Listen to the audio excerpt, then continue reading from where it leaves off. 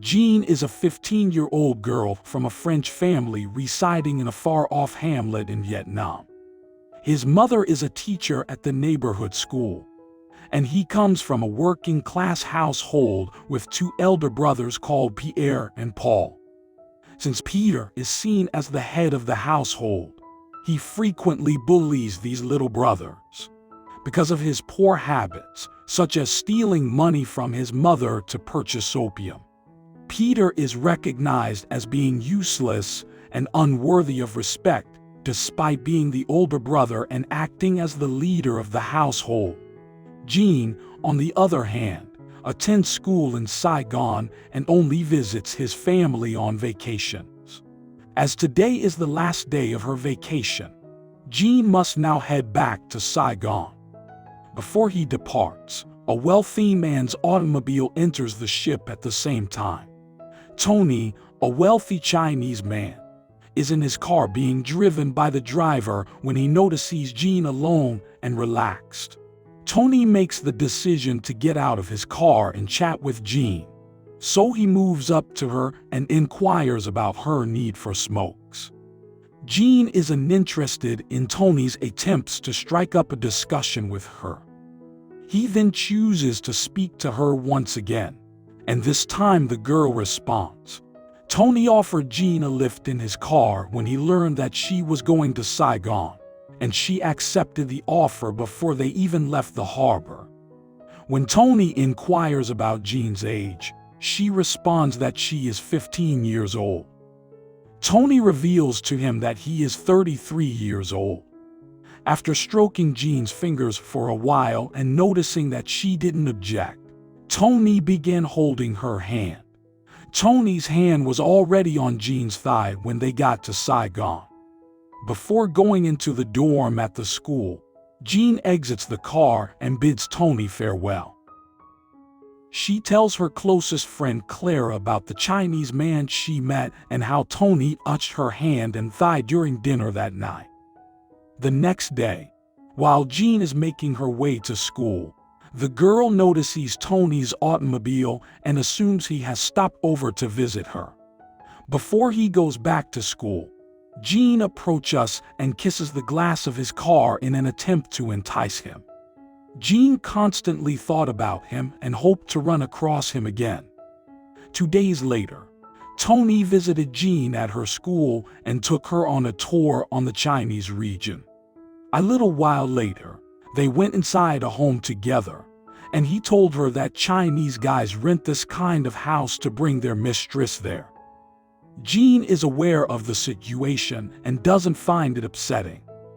They spend the rest of the day indulging in love, passion, and sensuality after Tony starts to undress Jean and puts her to bed. The two then departed from their house and went out to eat at a pricey Chinese restaurant. While dining, Jean remembers her mother saying women who lose their virginity will no longer be able to find a husband. In response to Joan's question concerning Chinese men's desire to wed non-virgins, Tony states that Chinese men are not allowed to do so due to cultural norms. The dinner bill appears a short while later, and Tony pulls out his wallet to pay it. Jean seems shocked to see such a large amount of money for the first time in her life. They had a special night this day too. Another evening at dinner, Tony confesses to Joan that he feels compelled to wed the daughter of a successful Chinese businessman. Tony tells that he hasn't even seen her, so how can he love her after Jean asks Tony how much he loves this woman. Jean sobs in her bed at night after hearing Tony's comments and realizing she can't marry him. But with each visit, their lustful hunger for one another only intensifies. This relationship has disrupted Jen on her studies, and no longer has the desire to study and concentrate in her classes. The driver took Jean to her family's home one day over the holidays. Jean is questioned by her mother that evening after she is taken aback. He learns from Jean that his rich friend who lives in Saigon owns the car. Her mother gave her a letter from the school residence informing her that Jean frequently spent the night outside the residence.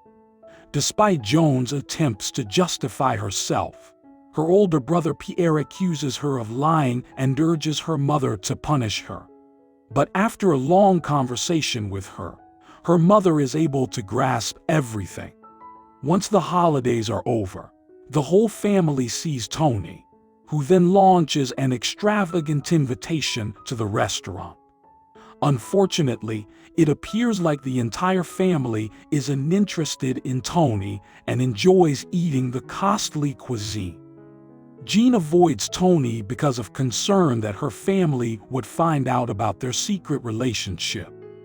After paying the restaurant bill, Tony heads to a club with them to dance and have fun. When Tony understands that the family is merely chasing his money, his eyes start to flood. Tony appears irritated. He brings Jean to the lover's residence. Jean is mute, but she is aware of how Tony was treated by her family.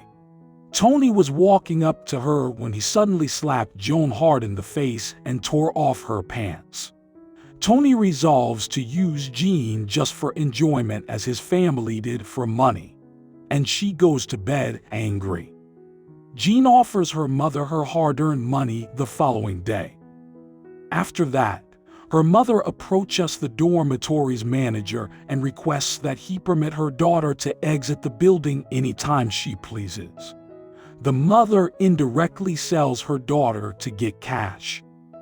When Jean meets with Tony later, she informs him that everyone at school is aware of their relationship and adds that she no longer receives any attention from anybody and that they treat her like a pariah.